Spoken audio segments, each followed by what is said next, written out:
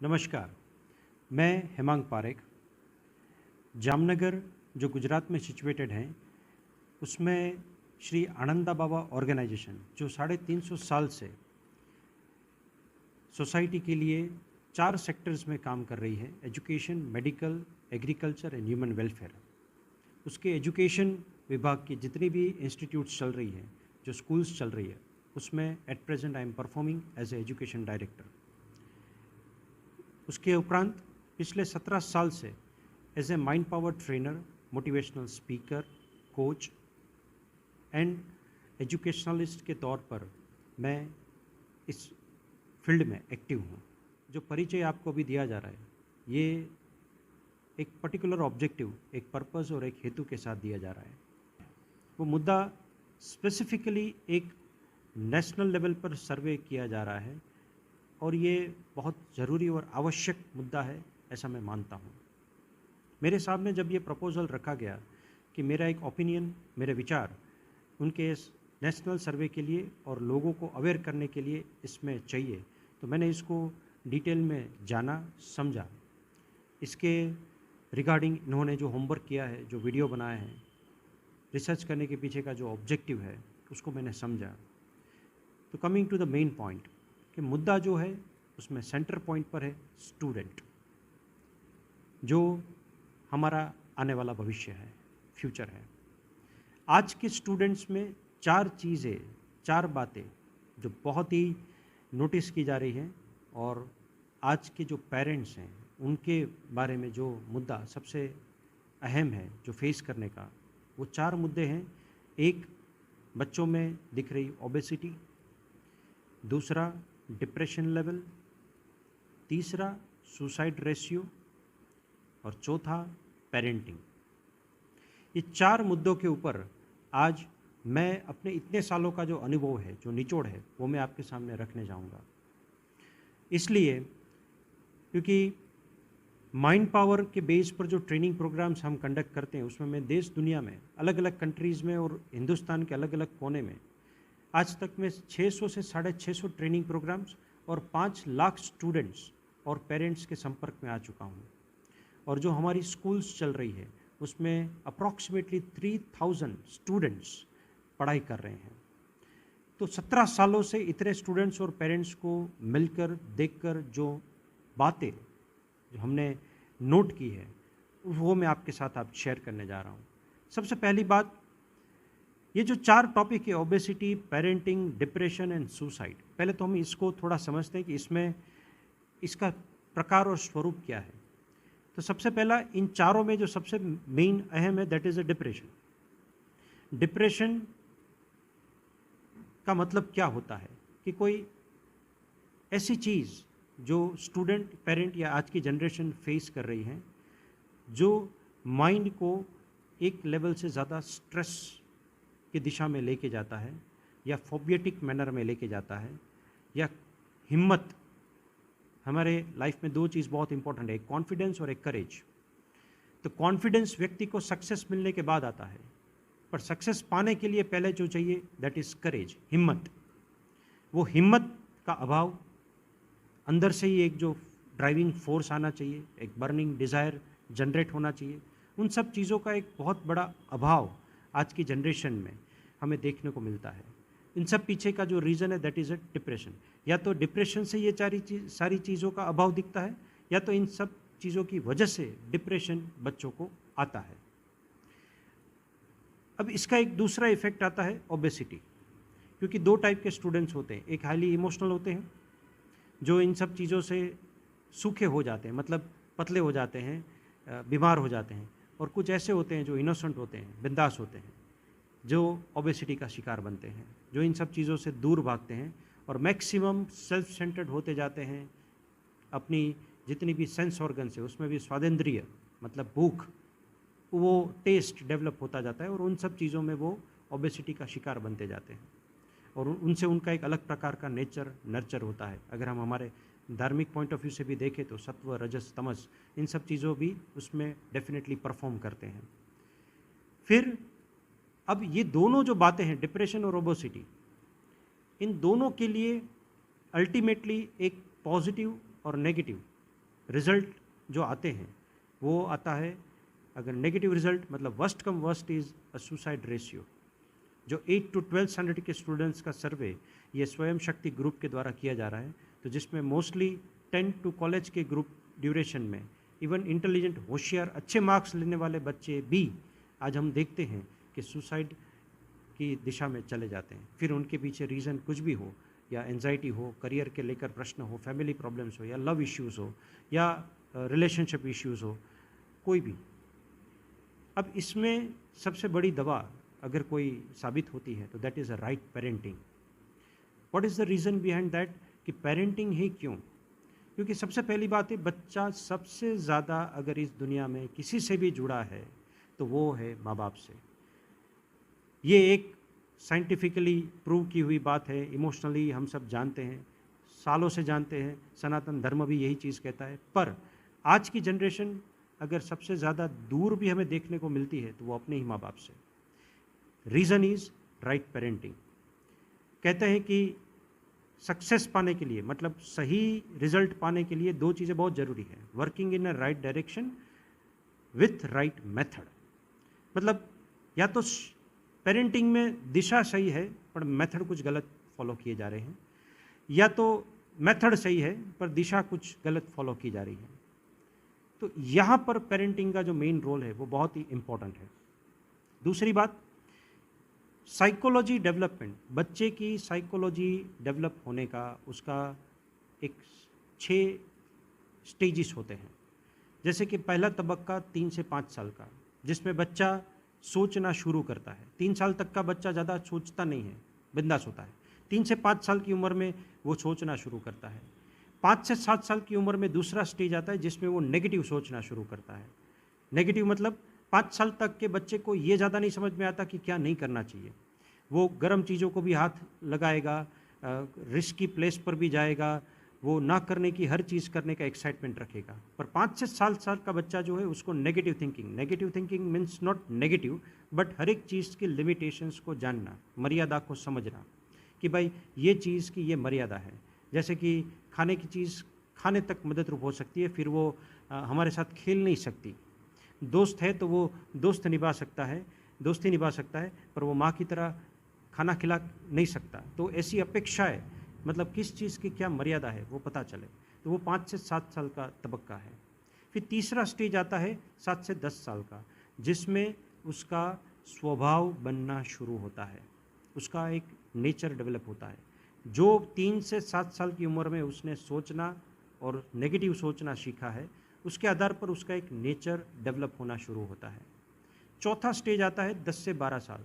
जो स्वभाव बना उस स्वभाव के आधार पर उसकी आदत डेवलप होती है।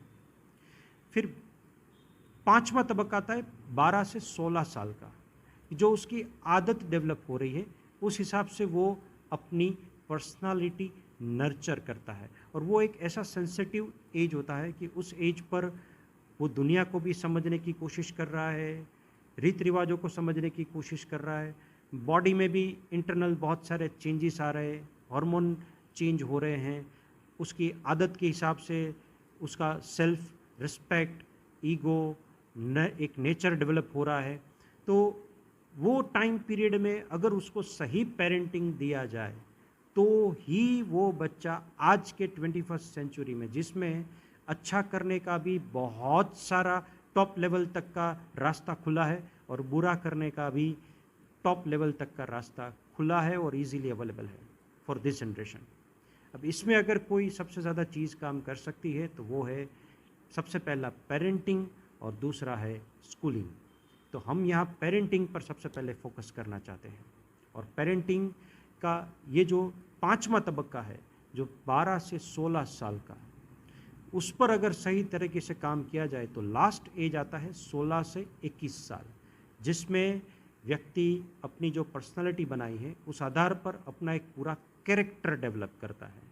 और अगर आप नोटिस करो सोसाइटी में, तो जो व्यक्ति 21 साल की उम्र में जैसा होता है, फिर वो जब तक ज़िंदगी जिए तब तक उसमें लगभग ज़्यादा बदलाव नहीं आते।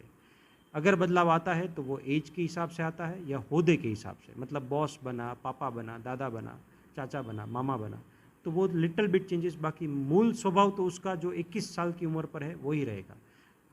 हार्डली 0.1% लोग पूरी दुनिया में ऐसे हैं जो 21 साल के बाद लाइफ के कोई एक स्टेज पर पूरा अपने आप को वापस बदलने की दिशा में फोकस करते हैं और बदलते हैं। बाकी मेजोरिटी लोग, मेजोरिटी पोर्शन जो है वो जैसे होते 21 साल पर वैसे ही वो लाइफ के अंत तक रहते हैं। तो ये जो पीरियड है, इस पीरियड में जो 8 to 12 मतलब 8 से कॉलेज तक की उम्र, मतलब 12 साल से लेकर 21 साल की उम्र को इस सर्वे में टारगेट किया गया है, और जिसमें parenting it's really most important thing. अब पेरेंटिंग के लिए क्या किया जाए, इस पर मुझे स्वयं शक्ति ग्रुप ने भी कहा था कि सर आप एजुकेशन फील्ड से जुड़े हुए हो तो आप पेरेंटिंग के ऊपर एक फोकस कीजिएगा, थोड़ा उसमें गाइडेंस दीजिएगा और उनके ओपिनियन हमें मिले, उस दिशा में उनको मनन मंथन चिंतन करने की दिशा में ले जाए, ऐसा एक विचार उनके सामने रखिएगा। तो मैं वो विचार आपके सामने रखने जा रहा हूँ जो शायद आपको जागृत करेगा और सोचने पर मजबूर करेगा। एक बच्चा 3 साल का होता है तो हम उसको किंडरगार्टन में बिठाते हैं, नर्सरी में उसके लिए एक सिलेबस 3-4 बुक का डिज़ाइन हुआ होता है। तो ये तय होता है कि भाई ये एक सिलेबस 1 साल में बच्चे को पढ़ना है। फिर फर्स्ट स्टैंडर्ड में आता है, ऐसे ऐसे स्टैंडर्ड बढ़ते जाते हैं।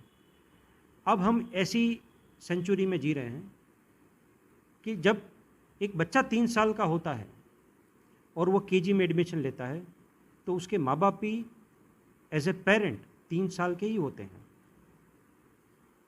पर उनके लिए अभी हमारे सोसाइटी में कोई ऐसी व्यवस्था नहीं है कि एक सिलेबस बना हो कि भाई आप 3 साल के माँ बाप बने हो तो आपको भी 1 साल में इतनी पढ़ाई करनी है, कि भाई एक 3 साल के माँ बाप को कितनी चीज़ें आनी चाहिए। फॉर एग्जाम्पल बेसिक सी बात कि 3 साल के बच्चे के अगर आप माँ बाप है तो आपको नाचना, गाना, कूदना, खेलना, हंसना, खिलखिलाट हंसना और बच्चे की तरह बिहेव करना आना चाहिए। जो हम मेजोरिटी पेरेंट्स या मम्मी या पापा दोनों में से कोई एक में इसका पूरा अभाव दिखते हैं, या वो बहुत शर्म के साथ या बहुत हेजिटेशन के साथ करते हैं। मतलब उनका बच्चा बड़ा हो जाए तब तक वो खुल के उसके साथ हंसना बोलना भी भूल जाते हैं, ऐसा हमने देखा है। ये मैंने एक बेसिक बात बताई। अब ऐसे ही मान लो 8 स्टैंडर्ड के पेरेंट है जो 12 साल 13 साल के, तो 12-13 साल के जो पेरेंट हैं, मम्मी और पापा, लड़की का और लड़के का माँ और बाप, उसके लिए भी एक सिलेबस है कि उसको कितनी चीज़ें आनी चाहिए। तो सबसे पहली बात, उसको सुनना आना चाहिए कि दे कैन लिसन, सुनकर आइडेंटिफाई करना आना चाहिए, फिर बोलना आना चाहिए, बताना आना चाहिए, पेशेंस रखना आना चाहिए, धीरज रखना आना चाहिए, कम्युनिकेट करना आना चाहिए, अलग अलग टेक्निक से बात करना आना चाहिए, अपडेटेड होना आना चाहिए। ऐसी बहुत सारी छोटी माइक्रो लेवल की बातें हैं जो एक सिलेबस डिज़ाइन किया जा सकता है कि आज के ज़माने में अगर आप पेरेंट बनना चाहते हो तो आपको भी आपका बच्चा 18 साल या 21 साल का हो जाए तब तक का एक सिलेबस, एवरी ईयर 90 आवर्स से लेकर 180 आवर्स तक का एक सिलेबस आपके लिए डिज़ाइन होना चाहिए, और उसमें आपको मिनिमम 80% मार्क्स स्कोर करने चाहिए। तब जाकर आप पेरेंटिंग को बहुत ही प्रॉपर तरीके से नर्चर कर पाओगे, और उसके भी प्रैक्टिकल और थियोरेटिकल दोनों मार्क्स होने चाहिए। फॉर दैट पर्पस मुझे भी ग्रुप के मेंबर्स ने पूछा था कि सर आपने क्या किया, तो हमने एग्जैक्टली ऐसा ही एक सिलेबस डिज़ाइन किया है, और हमारे स्कूल में हमने एक न्यू जनरेशन पेरेंटिंग क्लब करके बनाया है कि हमारे सारे पेरेंट्स बच्चे का एडमिशन लेते हैं तब उनको इस क्लब में एडमिशन लेना है, और उसका 1 साल का फ़ीस होता है। फॉर एग्ज़ाम्पल 1200 रुपीज़, 6 सेशन हम पूरे साल में इस चीज़ के करते हैं। एक सेशन का 200 रुपया, पर चार्जेस कुछ अलग तरीके से होते हैं। जितने सेशंस वो अटेंड करते हैं उस पर सेशन के हिसाब से 200 रुपया उनको रिटर्न कर दिया जाता है। मतलब अगर वो सेशन अटेंड नहीं करते तो उनको चार्ज भरना, अगर वो सेशन अटेंड करते हैं तो उनको हम वापस रिफ़ंड कर देते हैं। सो अकॉर्डिंगली ऐसी कुछ चीज़ें आज के ज़माने में बहुत ही इम्पॉर्टेंट है। दूसरा, ओबेसिटी।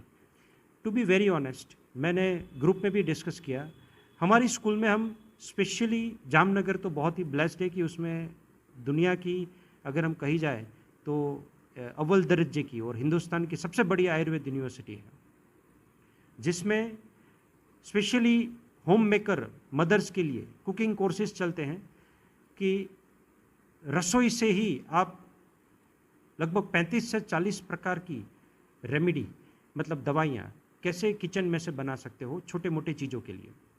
और जैसे सीज़न बदलती है तो उसमें महीना ही बता दिया जाता है कि इस महीने से आप जो खाना बना रहे हो उसमें इन चीज़ों का उपयोग करो, तो बच्चों की इम्यूनिटी बाय डिफ़ॉल्ट ज़्यादा रहेगी, तो उनको सीज़न चेंज का भी ज़्यादा इफ़ेक्ट नहीं रहेगा। एलर्जी भी वो बड़े हो जाए तब तक में भाग जाएगी। ऐसी बहुत सारी चीज़ें न्यूट्रिशंस के हिसाब से आज के ज़माने में मदर फादर के लिए बहुत ज़रूरी है। आयुर्वेदा की दिशा में जाएं। ओबेसिटी मैं देखता हूँ बच्चा मोटा होता जाता है, 5 किलो बड़ा, 10 किलो बड़ा, 15 किलो बड़ा। When we talk with the parents तो उनको ऐसा लगता है कि ये तो भगवान का आशीर्वाद है कि बच्चा थोड़ा हट्टा-कट्टा होता जा रहा है, या तो उनको ऐसा लगता है कि हाँ वो थोड़ा आलसी है, ये है वो है, पर जो बड़ा होगा मेहनत करेगा तब उसे, पर उनको ये नहीं समझ में आ रहा है कि ये नेचुरली नहीं हो रहा है। तो इस चीज़ को जानना, समझना, कॉन्शियसनेस, अवेयरनेस बहुत ज़रूरी है। बोलते हैं कि make literacy a lifestyle, this is a very much important slogan nowadays. साक्षरता को लाइफस्टाइल बनाना बहुत ज़रूरी है। पढ़े लिखे तो बहुत सारे हैं पर लिटरेट कम मिलते हैं, ये मैं सोच समझ कर बोल रहा हूँ। क्वालिफाइड ज़्यादा है, लिटरेट कम है। और गवर्नमेंट साक्षरता का रेशियो देखती है, वो बड़ा दिखता है, क्वालिफाइड का कम दिखता है, यहाँ उल्टा है थोड़ा। ठीक है। Now coming to the last point, that is suicide. उसके लिए कोई कमेंट, कोई जजमेंट नहीं हो सकता, क्योंकि वो एक हमारा फेल्यूरनेस है, व्यक्ति का भी है, सोसाइटी का भी है, हमारा भी है। उसको बचाने के लिए ये जितने भी मुद्दे आपके सामने रखे गए हैं उसके ऊपर सोच विचार करना ही बहुत ज़रूरी है। 2-3 बातें मैं जो अपने गुरुजनों से सीखा हूँ वो मैं आपको बताऊँ। आज के ज़माने में कुछ चीज़ें जो पहले के समय में थी लोगों के पास, वो नहीं रही। जैसे कि पहले के समय में सबके पास एक कंधा था जिसके पास वो जाकर रिलैक्स हो सकते थे, अपनी मन की बात बोल सकते थे, सेफली रो सकते थे। अगर हम गुजरात से बिलोंग करते हैं, अगर मैं गुजराती में एक शब्द बोलूं तो हड़बू थो, मतलब हल्का होना, रिलैक्स होना। ऐसे लोग और ऐसी कंपनियां, आजकल बच्चा कॉलेज में नहीं पहुंच जाता तब तक होती ही नहीं है, और कॉलेज में भी 2-3 साल किसके साथ ऐसा रिलेशन बनाए वो ढूंढने में, और या तो जिसके वो बनाते हैं वो इतने मैच्योर और सीरियस नहीं होते, तो उसमें धोखा खाने के बाद उनका भरोसा ही कम हो जाता है।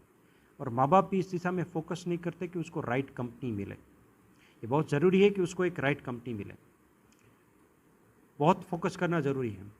पेरेंटिंग में अच्छे पेरेंट्स का ग्रुप बनना, ग्रुप में मिलकर पेरेंटिंग एक्टिविटीज़ करना, इट्स अ डिमांड नाउअडेज। बच्चा संभल जाएगा, अपने मन की बात निकाल पाएगा, बात कर पाएगा। उसको एक कोना चाहिए, कॉर्नर चाहिए कि जहाँ वो रिलैक्स हो पाए, अपने मन की बात कह पाए। ये बहुत ज़रूरी है। दूसरी बात, सोशल मीडिया का जितना यूज़ बढ़ रहा है, अब हम उससे दूर तो नहीं कर सकते, उनसे डिटैच नहीं कर सकते बच्चे को, पर अटैच सेंसफुल मैनर में कैसे हो सकते हैं, वो प्रोफेशनल लेवल पर जाकर सिखाने का अब टाइम आ चुका है, इसको लाइटली लेने की जगह पर। और सबसे लास्ट बात कि भीतर जाना, ये सिखाना बहुत ज़रूरी है बच्चे को, जब वो छोटा हो तब से। इनर जर्नी, मनन और चिंतन। मैं अपने सेमिनार्स में आज तक जब भी जितने भी पेरेंट्स को भी पूछ चुका हूँ कि मुझे मनन और चिंतन का मतलब समझाइए, कि what is the meaning of Manan and चिंतन, और उन दोनों के बीच में डिफरेंस क्या है। इतने सेमिनार्स में हार्डली, अगर मैं बोलूं कि 10,000 लोगों में से मुझे 10 लोग भी इसका सही जवाब देने वाले मुश्किल से मिले हैं, पर मेजॉरिटी ने ये जवाब दिया कि मनन और चिंतन तो साहब हम 35, 40, 45 के साल के हो गए, इस जन्म में तो अभी तक नहीं किया, और मैंने कभी अपने माँ बाप को भी बैठकर करते हुए ज़्यादा देखा नहीं है। मतलब 2-3 जनरेशन से तो ये निकल ही चुका है हमारी ओर से। अब आपके लिए भी एक क्वेश्चन मार्क होगा कि what is the meaning of Manan and चिंतन। मुझे तो ऐसा लगता है कि इसको मैं सरप्राइजली छोड़ दूँ, आप इसको उसके लिए थोड़ा मनन करो, चिंतन करो, और जानने की कोशिश करो कि इसका मतलब क्या होता है और इसके बीच में डिफरेंस क्या होता है। अगर इसकी डिमांड रही, अगर आपने हमारे ऐसे ही ये वीडियो के कंप्लीट होने के बाद एक नंबर आएगा जिसमें अगर आप इसमें ओपिनियन देना चाहते हो, या कोई प्रश्न पूछना चाहते हो या इस सर्वे में पार्टिसिपेट होना चाहते हो, हमारे साथ जुड़ना चाहते हो, तो आपको एक मिस कॉल देना है। तो फिर यहाँ से ग्रुप आपको मैसेज थ्रू कांटेक्ट करेगी और फिर आप हमारे साथ इसमें जुड़ पाओगे। इसमें ये 100% जेन्युइन है, कोई हैकर वाली टीम नहीं है, कोई प्रोफेशनल टीम नहीं है, आपका डेटा पूरा सिक्योर है, बहुत जेन्युइन लेवल पर सर्वे हो रहा है। So there is no need to worry. और मनन और चिंतन में अगर क्यूरियोसिटी हो जानने की, तो आप डेफिनेटली मिस कॉल दीजिएगा। तो अगर डिमांड आई तो इसके ऊपर एक वापस से वीडियो हम रिलीज़ करेंगे। Thank you very much everybody. Thank you.